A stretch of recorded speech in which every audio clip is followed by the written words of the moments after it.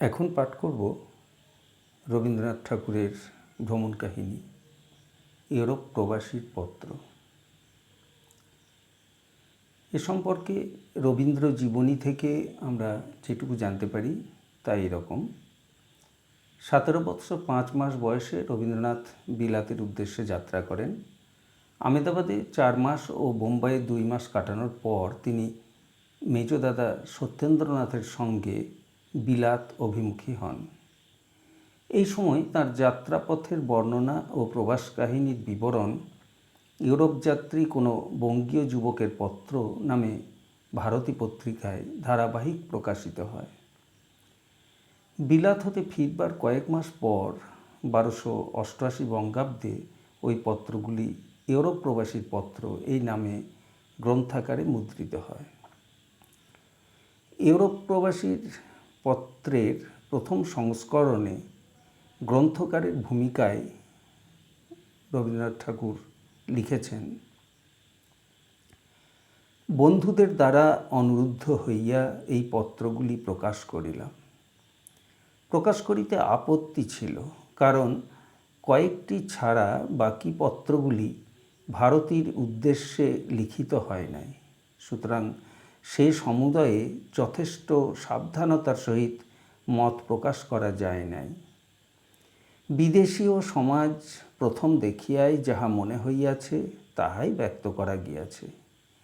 কিন্তু ইহাতে আর কোনো উপকার হোক বা না হোক, একজন বাঙালি ইংল্যান্ডে গেলে কীরূপে তাহার মত গঠিত ও পরিবর্তিত হয় তাহার একটা ইতিহাস পাওয়া যায়। আমার মতে যে ভাষায় চিঠি লেখা উচিত সেই ভাষাতেই লেখা হইয়াছে।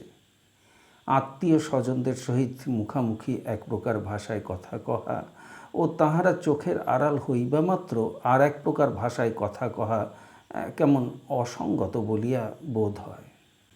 ইউরোপ প্রবাসীর পত্র এবং ইউরোপ যাত্রীর ডায়েরি উভয়ে যুক্তভাবে পাশ্চাত্য ভ্রমণ নামে মুদ্রিত হয়েছিল।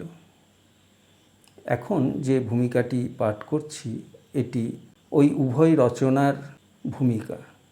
এই গ্রন্থের ভূমিকায় কবি তাঁর বিশেষ বন্ধু শ্রীযুক্ত চারুচন্দ্র দত্ত মহাশয়কে একটি পত্র দিয়েছিলেন।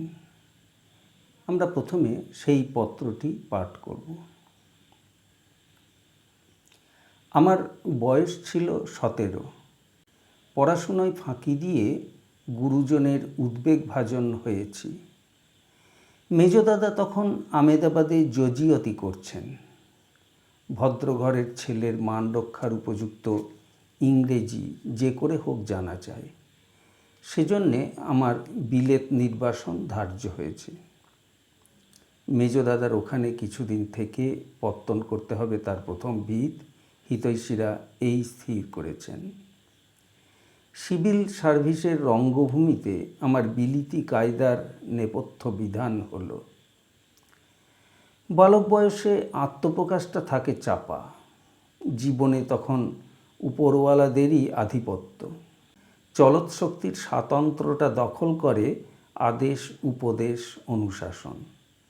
স্বভাবত মেনে চলবার মন আমার নয়, কিন্তু আমি ছিলুম ভোলা মনের মানুষ, আপন খেয়াল নিয়ে থাকতুম। আমাকে দেখতে হতো নেহাত ভালো মানুষের মতো। ভাবিকালে বিস্তর কথাই কইতে হয়েছে, তার অঙ্কুরোদ্গম ছিল নিঃশব্দে। একদিন যখন বারান্দার রেলিং ধরে একলা চুপ করে বসেছিলুম, পাশ দিয়ে যেতে যেতে বড়দাদা আমার মাথা নাড়া দিয়ে বললেন, রবি হবে ফিলোজফার। চুপ করে থাকার ক্ষেতে ফিলোজফি ছাড়াও অন্য ফসল ফলে। ক্ষেতে প্রথম দেখা দিল কাঁটা গাছ, চাষ না করা জমিতে। বিশ্বকে খোঁচা মেরে আপন অস্তিত্ব প্রমাণ করবার সেই ঔদ্ধত্য। হরিণ বালকের প্রথম শিং উঠলে তার যে চাল হয় সেই উগ্র চাল প্রথম কৈশোরের। বালক আপন বাল্যসীমা পেরোবার সময় সীমা লঙ্ঘন করতে চায় লাফ দিয়ে। তার পরিচয় শুরু হয়েছিল মেঘনাদ বধ কাব্যের সমালোচনা যখন লিখেছিলেন 15 বছর বয়সে। এই সময়েই যাত্রা করেছি বিলেতে। চিঠি যেগুলো লিখেছিলুম তাতে খাঁটি সত্য বলার চেয়ে খাঁটি স্পর্ধা প্রকাশ পেয়েছে প্রবল বেগে। বাঙালির ছেলে প্রথম বিলেতে গেলে তার ভালো লাগবার অনেক কারণ ঘটে, সেটা স্বাভাবিক, সেটা ভালোই। কিন্তু এই কোমর বেঁধে বাহাদুরি করবার প্রবৃত্তিতে পেয়ে বসলে উল্টো মূর্তি ধরতে হয়, বলতে হয় আমি অন্য 5 জনের মতো নই, আমার ভালো লাগবার যোগ্য কোথাও কিছু নেই।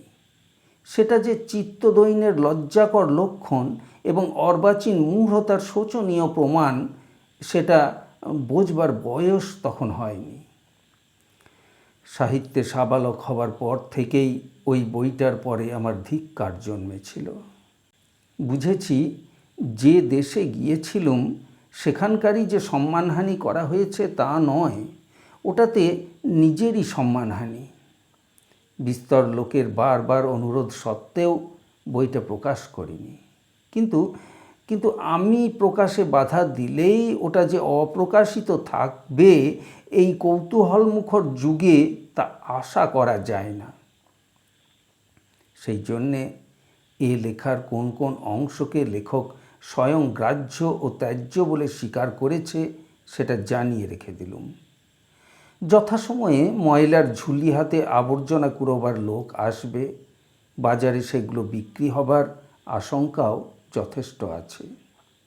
অনেক অপরাধের অনেক প্রায়শ্চিত্ত বাকি থাকে ইহলোকে, প্রেতলোকে সেগুলো সম্পূর্ণ হতে থাকে।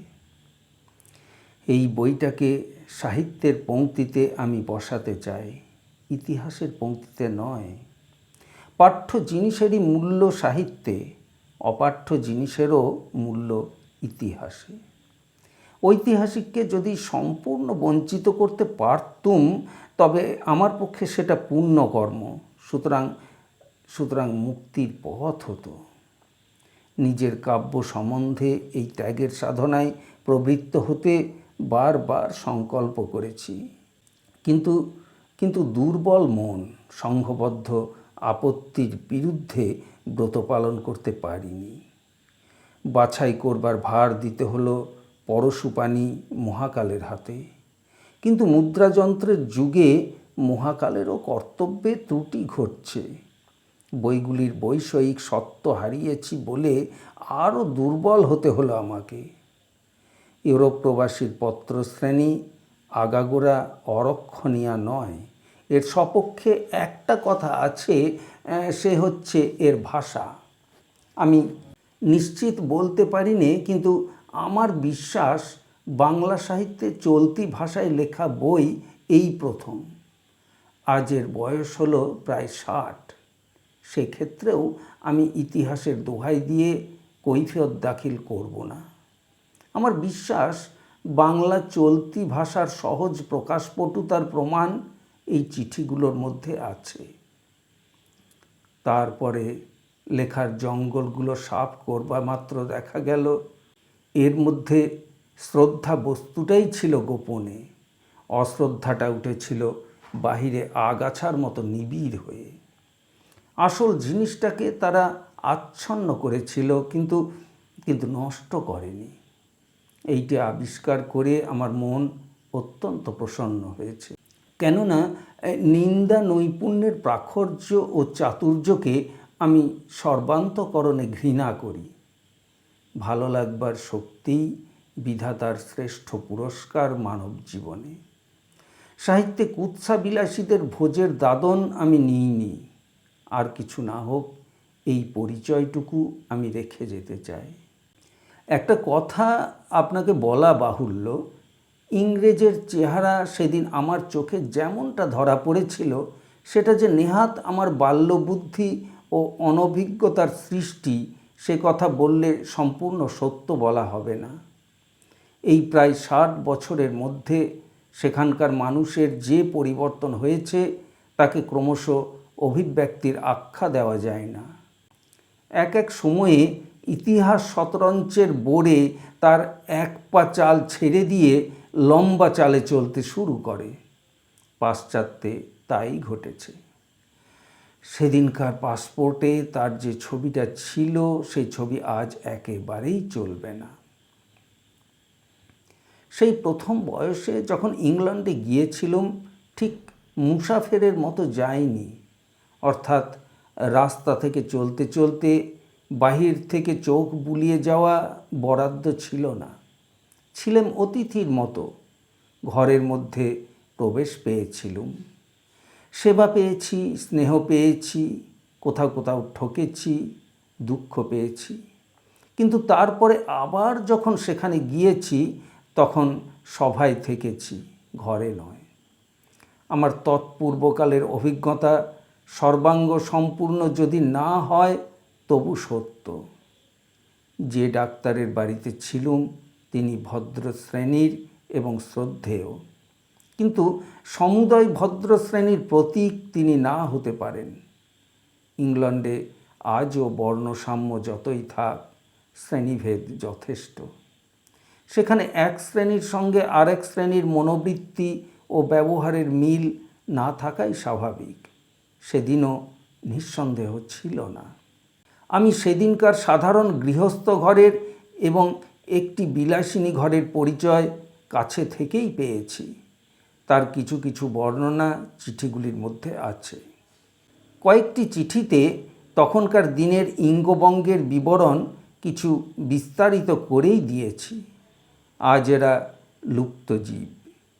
কোথাও কোথাও তার বর্তমান অভিব্যক্তির কিছু কিছু চিহ্ন দেখতে পাওয়া যায়। এমনকি যাঁরা বিলেতে যাননি তাঁদেরও কারো কারো চালচলনে ইঙ্গবঙ্গী লক্ষণ অকস্মাৎ ফুটে ওঠে। সেকালের ইঙ্গবঙ্গদের অনেককে আমি প্রত্যক্ষ জানতুম। তাদের অনেকখানি পরিচয় পেয়েছি তাদের নিজেরই মুখ থেকে। যদি এর মধ্যে কোনো অত্যুক্তি থাকে সে তাঁদেরই স্বকৃত। আমার সামনে বর্ণনায় নিজেদেরও বেআব্রু করতে ভয় পাননি, যেহেতু মুখচোরা ভালো মানুষ বালকটিকে তাঁরা বিপজ্জনক বলে সন্দেহ করেননি। আজ তাদের কাছে ক্ষমা চাইতে গেলে আরও কয়েকদিন অপেক্ষা করতে হবে। তাঁরা আছেন বৈতরণীর পরপারে। আমার বিলাতের চিঠিতে এবার মোলে সাহেব হব গানটি উদ্ধৃত করেছিলেন। আমার স্নেহভাজন বন্ধু শ্রীযুক্ত চারু বন্দ্যোপাধ্যায় বঙ্গ সাহিত্যে হাস্যরসের দৃষ্টান্তস্বরূপ ওই গানটি আমার রচনা বলে প্রচার করেছেন। তাতে অনামা রচয়িতার মান বেঁচে গেছে, কিন্তু আমার বাঁচেনি। আমার বিশ্বাস যথোচিত গবেষণা করলে আমার লেখা থেকে ওর চেয়ে ভালো দৃষ্টান্ত পাওয়া যেতেও পারে। এই পত্রগুলি যখন লেখা হয়েছিল তার 12 বছর পরে আর একবার বিলেতে গিয়েছিলেন। তখনও দেশের বদল খুব বেশি হয়নি। সেদিন যে ডায়েরি লিখেছি তাতে আছে আঁচড় কাটা ছবি। এক্কা গাড়িতে চলতে চলতে আশেপাশে এক নজরে দেখার দৃশ্য। বইগুলির পুনঃসংস্করণের মুখবন্ধে এই চিঠিখানি আপনাকে সম্বোধন করে লিখছি। তার কারণ বিলেত সম্বন্ধে আপনার অভিজ্ঞতা অনেক প্রশস্ত ও গভীর।